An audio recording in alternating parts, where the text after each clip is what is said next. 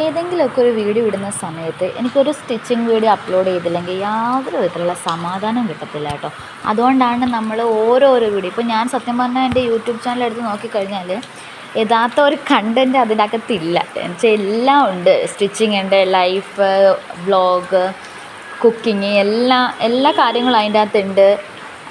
അപ്പോൾ ഇപ്പം ഞാൻ ഉദ്ദേശിക്കുന്നതെന്ന് വെച്ചാൽ ഓൾ ഇൻ ഓൾ എന്നുവെച്ചാൽ എല്ലാം നമ്മുടെ ജീവിതത്തിലുണ്ടാകുന്ന അല്ലെങ്കിൽ നമ്മുടെ ലൈഫിലുണ്ടാകുന്ന എല്ലാ കാര്യങ്ങളും എൻ്റെ യൂട്യൂബ് ചാനലിൽ അപ്ലോഡ് ചെയ്യണം എന്നാണ് ഞാൻ ആഗ്രഹിക്കുന്നത്. അപ്പോൾ അതിനെനിക്ക് എൻ്റെ ജീവിതത്തിൽ ഞാൻ ഏറ്റവും കൂടുതലും ഇഷ്ടപ്പെടുന്ന ഒരു ജോലിയാണ് സ്റ്റിച്ചിങ് എന്ന് പറയുന്നത്. അപ്പോൾ അതുകൊണ്ട് തന്നെ സ്റ്റിച്ചിങ് എനിക്ക് ഭയങ്കര ഇഷ്ടമാണ്. സ്റ്റിച്ചിങ് വീഡിയോ ഇടാനും അതുപോലെ തന്നെ സ്റ്റിച്ച് ചെയ്ത് മറ്റുള്ളവർക്ക് കൊടുക്കാനും എനിക്ക് ഭയങ്കര ഇഷ്ടമാണ്.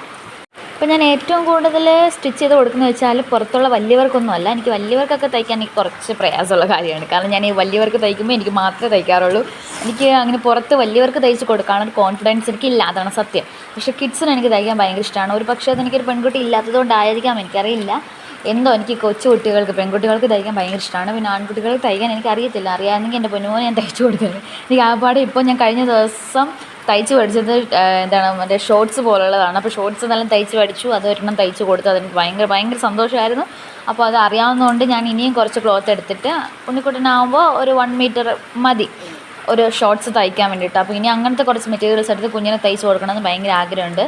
അപ്പം അതെനിക്ക് ഭയങ്കര സന്തോഷമാണ്. കാരണം ഇത്രയും നാളും സ്റ്റിച്ചിങ് മീൻസ് ഞാൻ തയ്ക്കാൻ തുടങ്ങിയിട്ട് ഇപ്പോൾ ഏകദേശം 2 വർഷമായി മെഷീൻ എടുത്തിട്ട് ഇതുവരെ തയ്ക്കാൻ പറ്റിയില്ല. അപ്പോൾ എന്തായാലും ഇതിൻ്റെ ബാക്കി ബാലൻസ് വീഡിയോ നെക്സ്റ്റ്